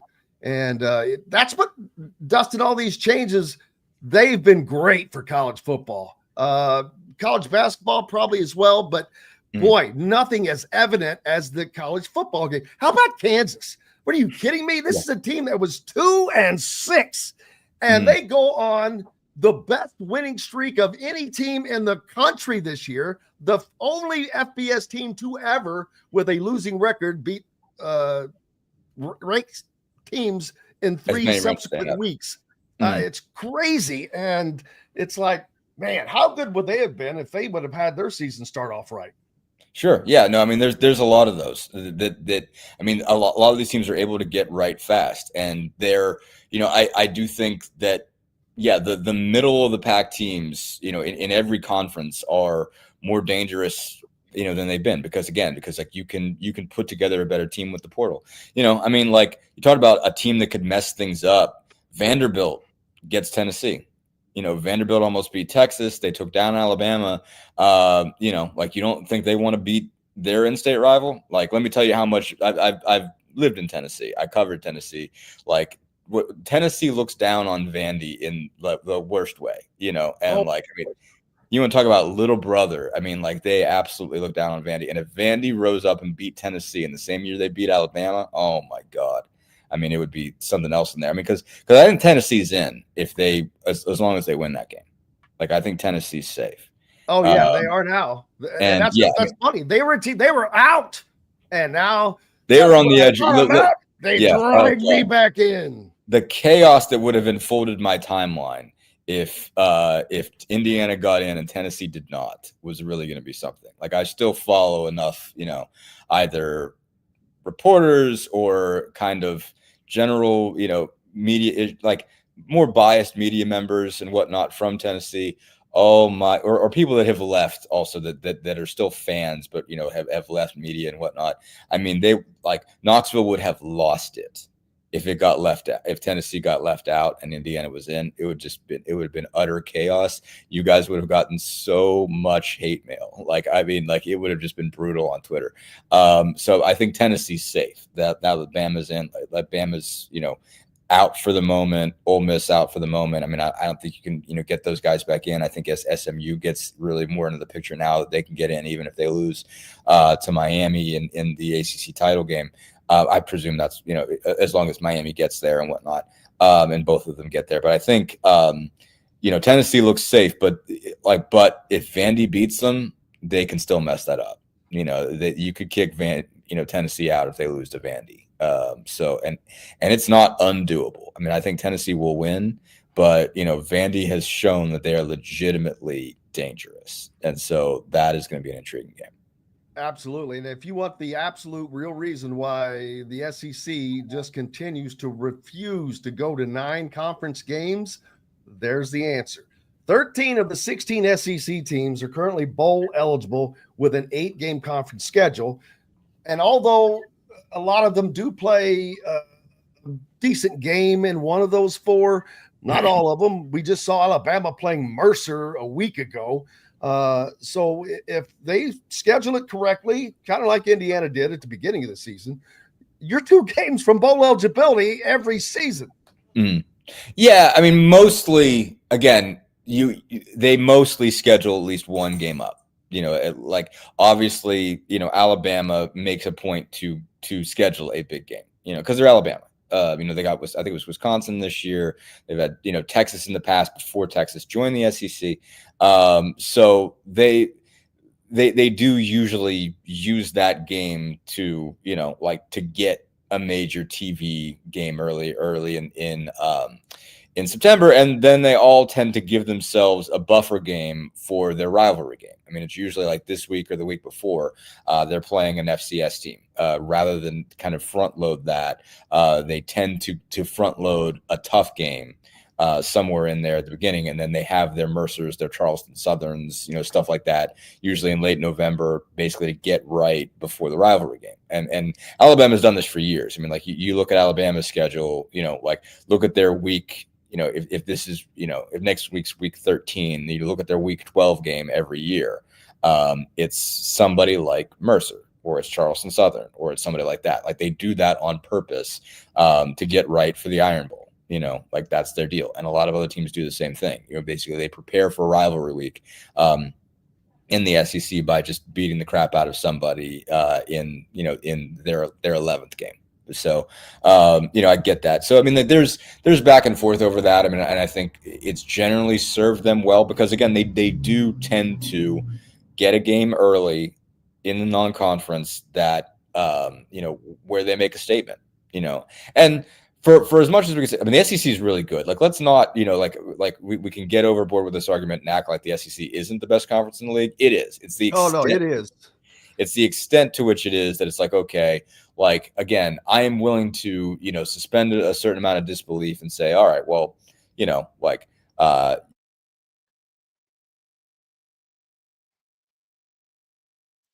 but even though that is the case, I don't think that they should get that many more teams in. It's, hey, just determine the best of the best. And, but they will they're going to expand the playoffs anyway. So to accommodate that without question going forward, I think that we'll see a change in that. There was something, Russell said that the blueprint has been established if you have a chance to beat IU if you pressure the quarterback. No offense, Russell, but you have a chance to beat about anybody if you're able to pressure the quarterback. That's a foregone conclusion when you are a mostly passing team. Although Indiana is pretty balanced, they need that passing game to generally win games. And that has just been a bugaboo here of late, but they've also played Michigan and Ohio State the last 2 games. They're not exactly playing, these little teams of the poor. This is the reigning national champions that they did not lose everyone. They have a huge roster. They just paid an 8-figure, allegedly, an 8-figure NIL deal for a quarterback. So they're serious about getting everything they need. Ohio State has a $20 million budget. You have to realize that's what Indiana's going up against, and they have to build up to that to where they are not just competitive, but it has the ability to win. And I don't know that they couldn't have won Saturday had things not gone better if they hadn't made the mistakes they made. But they did make the mistakes they made, and it happened partly because of the environment. Indiana just wasn't ready for that environment, I don't think. And the SEC team gets benefited out. Absolutely. Dustin, what's up next for you, brother?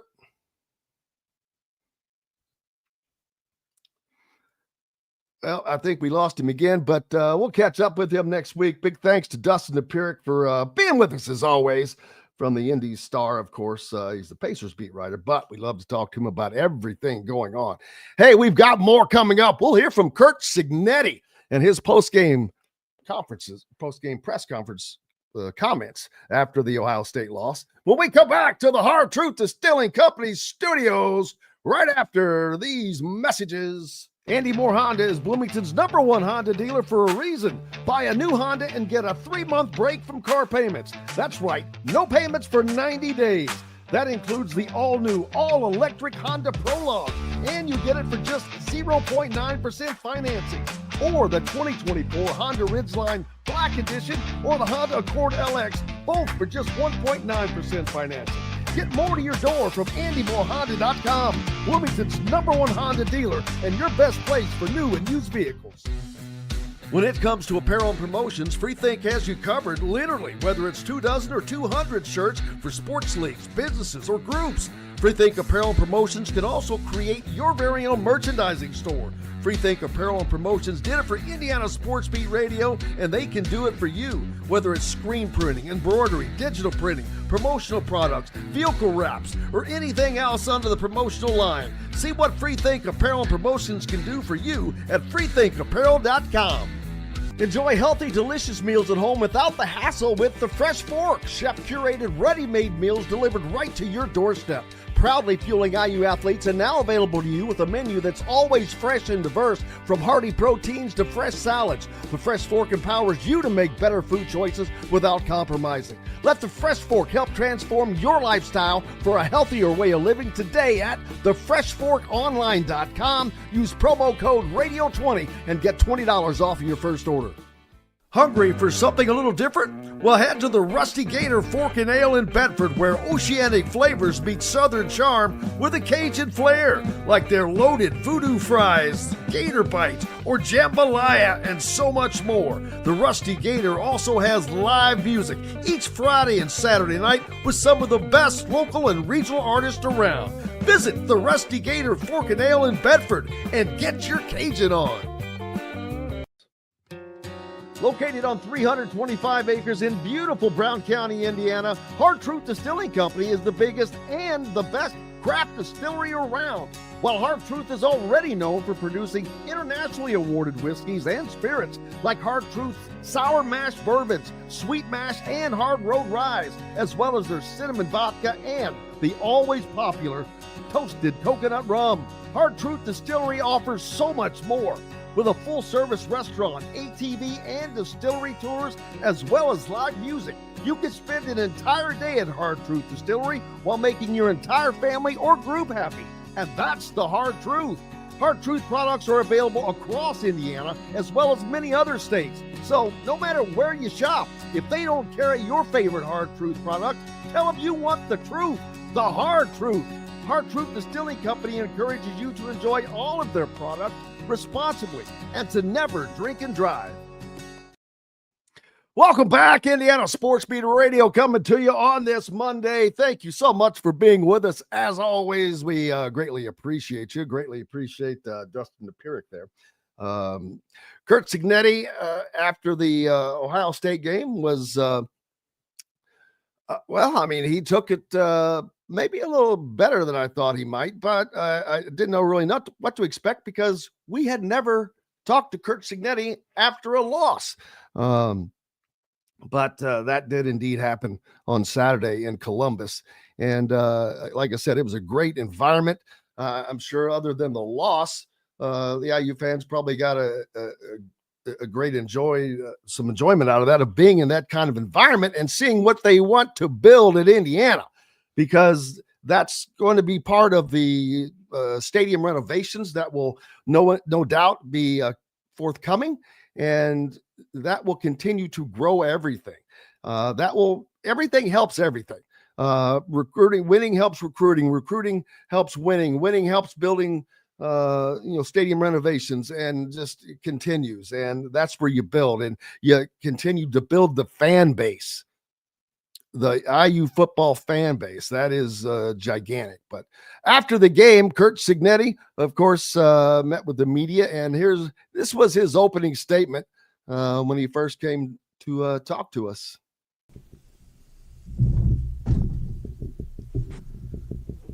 All right. Well, in life, all good things come to an end eventually. I give Ohio State a lot of credit. They dominated the football game. I thought we got off to a good start, and good football game there for a while, 7-7. came up with a turnover on defense and a 4th down stop. And then we got a 1st down on offense at 7-7. And then we come up 3rd and 1. And by all indications, they jumped off sides, which would have given us a 1st down. But, we got called for the penalty. I'm not sure they made the correct call. And we came up 3rd and 6, and we got sacked. And from that point on, and I'm not saying the game would have been different on that call. That's not what I'm saying at all. That's where the game really changed, I'd say, is around that point. We couldn't protect the quarterback. We had communication errors in pass pro. Every time we dropped back to pass, something bad happened. And it seemed like we were in that end zone to our left for 5 years. It was like a nightmare. We dropped a punt down back there. And really, we were fortunate to go into halftime only 7 points down. And they've been a great third-quarter team, Ohio State. Couldn't get anything going still on offense. They had a big punt return,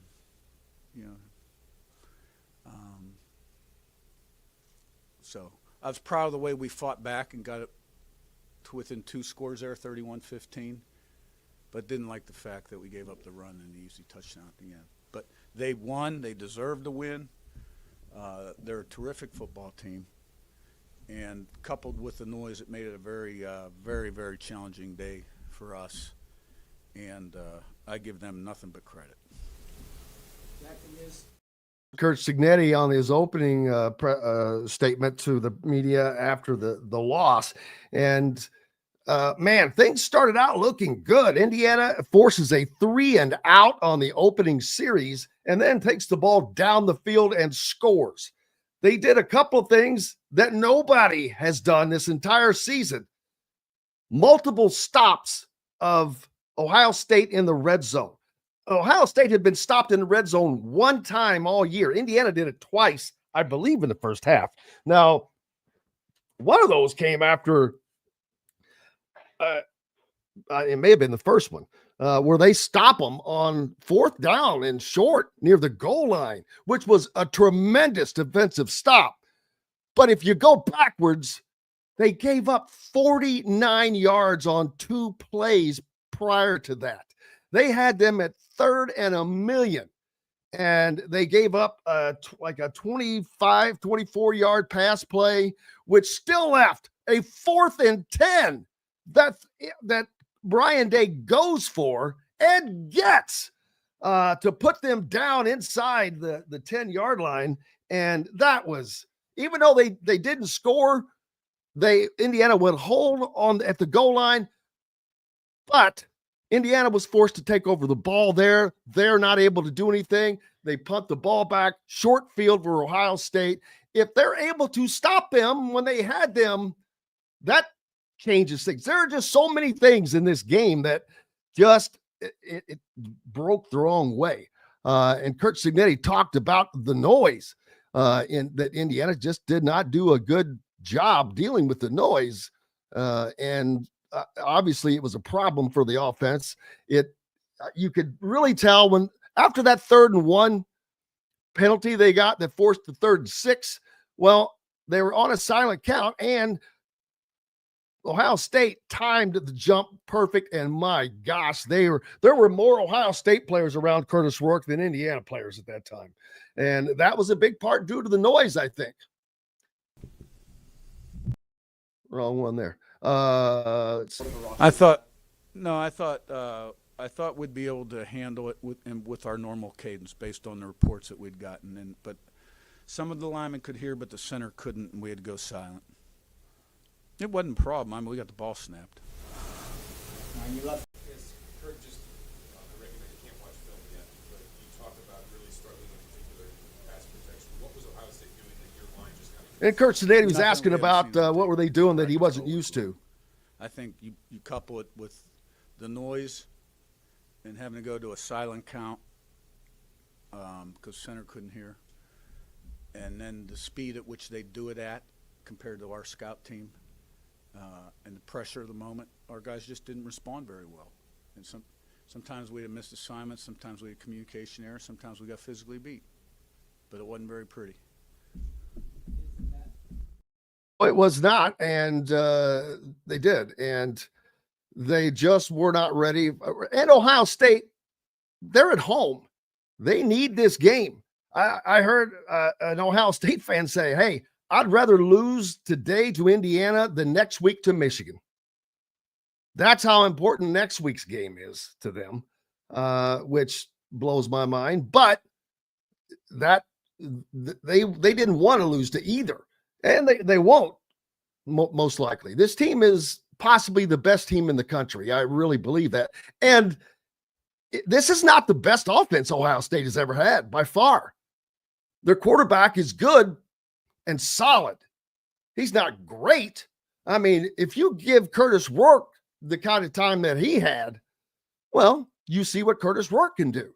But Curtis Rourke is didn't get that time this past week. But at the break, Kurt Cignetti said he felt good. 7, fortunate to be only 7. That's how I felt. And all we had to do is get our feet back on the ground and kind of settle the game down a little bit. And that the longer the game went, the pressure then would shift to them if we could stay, within striking distance. But then they had those scores, and we just couldn't respond. We did start to get a little ground game going, but, we'd call pass and get sacked and get way behind the chains. So I was proud that we scored that last touchdown, and made the 2-point conversion, 31-15. You're kicking an onside kick. Now, who knows, but then, so. And so, I mean, that's that. Is that's about the best way to say that. That's that. So now Indiana has to come back after their first loss of the season. Kind of a tough time because it's the end of the year. You don't have much time to reflect and rebound. Now, as a matter of fact, you have no time to reflect. You just have to rebound. You have a rivalry game coming in, and we know what all can happen in rivalry games, especially Purdue's catching Indiana at the best time that they could have caught them off of their only loss of the season. That's, there's no way that doesn't bring you down. So that's a benefit for Purdue. Indiana absolutely has to win this game, and it cannot be close. I'll be honest with you. I don't think this game can be close, even though it's a rivalry game. I just don't think that that would be in Indiana's benefit going forward, especially even though their strength of schedule is climbed tremendously after the game at Ohio State. They're still 10th, like I said, is where I think they're going to end up in the CFP poll tomorrow night. And what that means is they're going to be seeded 12th. My opinion, because the Big 12 champion who was not ranked as high will be ranked higher. So that's going to shove you down. And then the top group of 5, whatever you want to call it, team as well. So odds are Indiana they're definitely going to be traveling. You can write that one down. But that who they play, most likely they're going to play, as I sit here and think, Oregon, Ohio State is going to be have a bye. They very well could play Ohio State or Oregon, because I think the loser of that game, will have to be below the other conference champions. There's no doubt, which the first place they could be is what, 5th or 6th. So fortunately, maybe Indiana gets a break and plays the Big 12 team, which would probably be the easiest of the group. We'll see how it'll all fold out tomorrow night. I can't thank everybody enough. Greg Rakestraw, as always, for joining us. The voice of the Hoosiers, Don Fischer, as well. Dustin Dopirak, always great to hear from him. And we're back tomorrow to do it all again. Looking forward to it. But most importantly, we're grateful to have you guys along. Thank you so much. We appreciate all the comments. Don't forget to go to isbradio.itemorder.com to get your Sig 10 merch or whatever else you'd like to get. And that's going to wrap it up for the day. We appreciate you. And until tomorrow, I'm Jim Coyle from the Hard Truth Distilling Company studios. I will see you on the radio. Thanks for listening to Indiana Sports Beat Radio. Be sure to subscribe to our YouTube page for more clips and team coverage of Indiana basketball, football, and more. You can also find full episodes and tons of other content on thehoosier.com. We'll see you next time for another edition of Indiana Sports Beat Radio.